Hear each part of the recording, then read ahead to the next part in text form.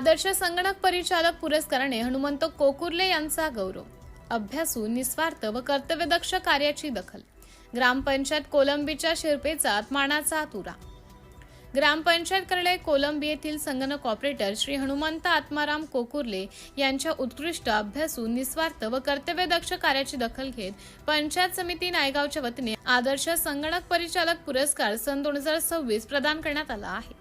त्यांच्या उल्लेखनीय कामगिरीबद्दल ग्रामस्थ, ग्रामपंचायत पदाधिकारी, कर्मचारी तसेच विविध स्तरातून त्यांच्यावर अभिनंदनाचा वर्षाव होत आहे.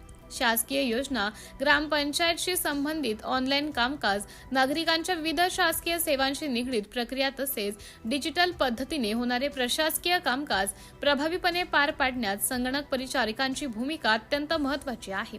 नागरिकांना वेळेवर व योग्य सेवा मिळावी यासाठी श्री हनुमंत कोकुर्ले हे सातत्याने कार्यरत राहिले आहेत. अभ्यासू वृत्ती, कामाप्रती असलेली निष्ठा, नागरिकांशी आपुलकीने संवाद साधण्याची पद्धत आणि सोपवण्यात आलेली जबाबदारी प्रामाणिकपणे पार पाडण्याची कार्यशैली यामुळे त्यांनी आपल्या कामातून वेगळी ओळख निर्माण केली आहे. त्यांच्या याच कार्याची योग्य दखल घेत पंचायत समिती नायगावच्या वतीने त्यांना आदर्श संगणक परिचालक पुरस्काराने सन्मानित करण्यात आले.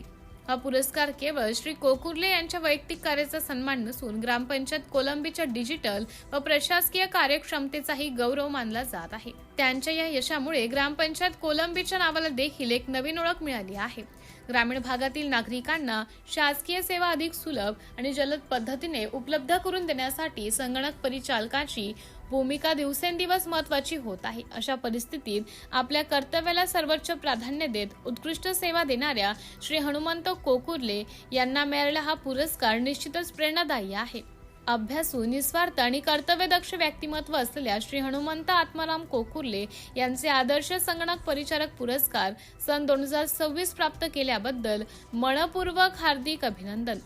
तसेच त्यांच्या पुढील सामाजिक व शासकीय वाटचालीसाठी मनपूर्वक शुभेच्छा.